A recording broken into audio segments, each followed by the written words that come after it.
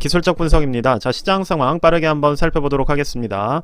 자, 지금 이 영상을 찍는 시점이 이제 8월 8일이기 때문에 조금 오늘 영상을 보시는 분들은 감안해서 봐주시면 좋을 것 같습니다. 자, 그래도 시장의 어떠한 위치를 한번 말씀드리는 게 좋을 것 같아서 오늘은 일단은 전체적으로 주요 지수들이 어느 정도의 위치에 지금 도달을 해 있고 앞으로 어떤 식으로 움직일 수 있을지를 말씀드리는 그러한 시간을 가져볼 예정입니다. 자, 일단 먼저 미국 나스닥 지수를 한번 살펴보시면, 자, 일간 추세로는 아직 추세가 끝나지가 않았어요. 단기적으로는 반등이 나올 수가 있겠지만 조금은 좀 더 진행이 될 수 있는 구간으로 보여집니다. 자, 지금 우리가 봐야 되는 거는 일간 추세보다 주간 추세를 주목해서 봐주셔야 돼요. 자, 지금 보시는 것처럼 주간 추세로 정말 역대급으로 긴 어떠한 랠리가 이어졌고, 사실상 웬만한 조정 없이 거의 8개월을 다이렉트로 올라온 상황입니다. 그러니까 여러분들이 그거를 알고 지금 투자를 하셔야 된다는 거예요. 이렇게 다이렉트로 올라오는 일이, 자, 코로나 때도 올라가긴 했었지만 어쨌든 그때보다도 더 긴 추세를 한 번에 쭉 올려버린 그러한 지금 시점이라는 거를 여러분들이 파악을 하고 계셔야 된다는 겁니다. 자, 그래서 여기서 이제 조정이 주간으로 보았을 때도 조만간 나올 수 있을 만한 위치로 접근을 하고 있고, 물론 그렇다고 해서 뭐 이게 이렇게 다시 폭락을 한다 이런 말씀을 드리는 게 아니에요.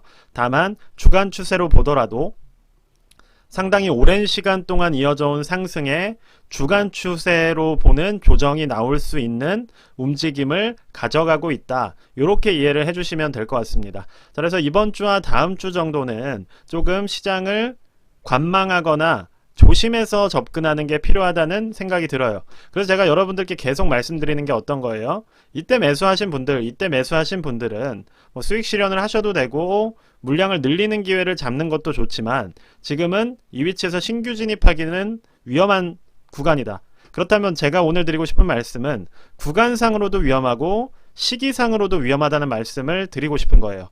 그래서 지금은 시점상으로 봤을 때 많은 비중을 실기에는 조금 위험 부담이 있고, 그리고 지금부터 매수를 들어가면서 모아간다는 생각도 어떻게 보면 수익률을 까먹는 하나의 요인이 될 수가 있다는 겁니다. 그럼 다른 지수들도 살펴보자면, 자, QQQ 같은 경우는 거의 MACD 상으로 지금 시그널선을 하향 돌파하기 직전이에요. 슬로우 스토캐스틱 D값 자체도 하방으로 꺾여져 내려오고 있고, 자, 반도체 지수 같은 경우도 MACD나 슬로우 스토캐스틱 상으로 D값이 아직 꺾이지는 않았지만 MACD 상으로는 이격도가 줄어들고 있는 모습입니다. 특히나 이제 이전의 전고점, 그쵸?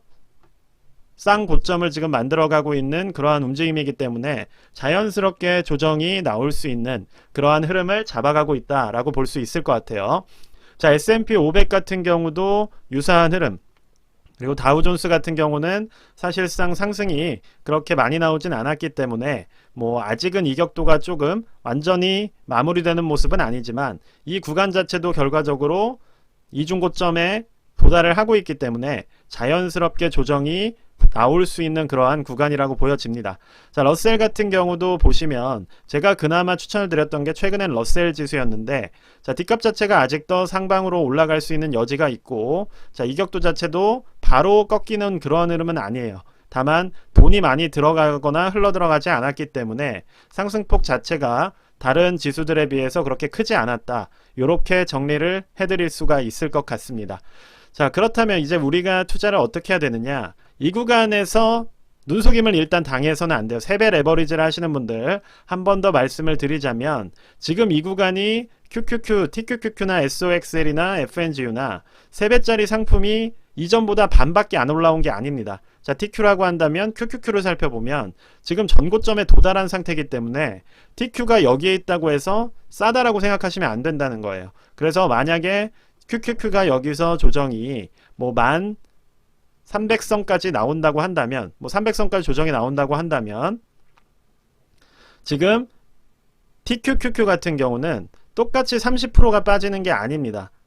어떤 말씀이신지 알겠죠? 거의 20% 가까운 조정이기 때문에 거의 60% 가까운 조정을 받을 수 있다는 생각을 하셔야 돼요. 그래서 TQ 같은 경우는 만약에 조정이 이렇게 나온다고 한다면 거의 여기까지 빠진다고 생각을 하셔야 된다는 겁니다. 그렇기 때문에 지금 세배 레버리지나 FNGU 같은 상품들을 이 구간에서부터 모아간다라고 생각을 하는 거는 상당히 위험할 수 있다라는 말씀을 다시 한번 드리는 거예요. 자, 지금은 주봉으로 보는 거기 때문에 추세 강도가 좀 더 강하게 조정이 올 수 있는 구간입니다. 그래서 여기서 만약에 이제 단기적인 51선을 뚫고 내려간다면, 자, 원지 수술도 비슷한 51선에 근접해서 일단 지지 구간을 한번 잡아가야 되는 단계이기 때문에, 자, 이 부분이 붕괴되는지를 잘 봐주시고, 만약에 이런 부분이 무너진다면 어느 부분에서 두 번째 저항이 잡히겠어요? 바로 이전에 잡혀있던 추세선에서 아마 승부가 날 가능성이 높습니다. 그래서 이전에 기존의 추세대로라면 이러한 추세로 움직여야 되기 때문에, 자, 만약에 나스닥이 좀 더 조정이 강하게 온다고 했을 때는, 자, 요 정도의 구간 13,000 초반대까지 조정이 올 수가 있고, 자, 그렇게 된다면 세배 레버리지 같은 상품은 훨씬 더 큰 조정을 받을 수 있다는 점을 인지를 하셔야 된다는 거예요. QQQ 같은 경우도 마찬가지입니다. 예를 들어서 추세를 잡아봤을 때 올해부터 시작된 기존의 추세대로라면 이 추세를 따라갈 수가 있고, 만약에 조정이 나온다고 한다면 350선까지 1차적으로 지지가 나올 수가 있어요. 그래서 지금 이 기준에서 봤을 때는 7, 8% 정도의 추가 조정이 나올 수가 있기 때문에 세배 레버리지 같은 경우도 20%대의 손해를 감수하실 필요도 있다는 겁니다. 자, 지금 200일선까지의 조정을 말씀드리는 게 아니에요. 일단은 이 지금의 흐름 자체가 어쨌든 조정을 받는 국면으로 가고 있기 때문에 이번 조정이 만약에 나온다고 한다면 1차적으로는 51선, 그렇죠? 그리고 2차적으로는 이 부분이 만약에 붕괴가 됐을 때는 기존 올해의 저점을 잡아왔던 추세로 회귀할 수가 있다는 겁니다. 그렇다면 SOXX 같은 경우는 470선 정도가 지지라인이 될 수가 있고, 지금 현재 가격대로 본다면 512달러를 보고 있기 때문에 뭐 10% 이내, 한 7, 8% 정도의 건전한 조정을 거쳐서 다시 올라갈 수가 있다는 거예요. 그래서 일단은 제가 드리고 싶은 말씀은 정배열이 잡혀있기 때문에 여기서 늑대가 나타났다 하실 필요가 없다는 겁니다. 왜냐하면 아직은 정배열이 잡혀있고, 정배열이 잡혀있다는 얘기는 우리가 주요 지지라인을 맞아가면서 파동을 만들어낼 수 있는 가능성이 있는 것이기 때문에 그러한 부분들에 너무 두려움, 즉 미리 너무 예단하지 마시고, 어쨌든 우리는 대응을 하는 게 상당히 중요하다. 그래서 51선이 조정을 더 나왔을 때는 1차적으로는 주요 지수나 어떠한 뭐 나스닥 같은 경우도 한 7에서 8% 정도의 조정이 나올 수 있고, 그 근거는 기존에 올해 만들어진 저점 추세 라인이, 자, 이 부분으로 수렴하고 있기 때문에, 자, 이 부분에서 어쨌든 1차적인 추가 지지가 나올 수 있다는 점을 여러분들께 지금 말씀을 드린 거예요. 그럼 이런 것들을 우리가 기본적으로 시나리오를 세워 놓은 상태에서, 그럼 이러한 구간에서 만약에 이렇게 지지가 나온다고 한다면 이때 비중을 늘리거나 재진입을 하는 게 오히려 합리적인 선택이겠죠. 그게 아니라 여기서 진입을 한다거나 여기서부터 모아간다라고 하는 것은 제 기준에서 봤을 때는 그렇게 안전하지 않은 투자라는 거예요. 그 투자는 다 각자의 생각이 있겠지만 제 기준에서는 조금 더 안정성이 떨어지는 그러한 투자가 될 수 있다는 점을 말씀을 드리는 겁니다.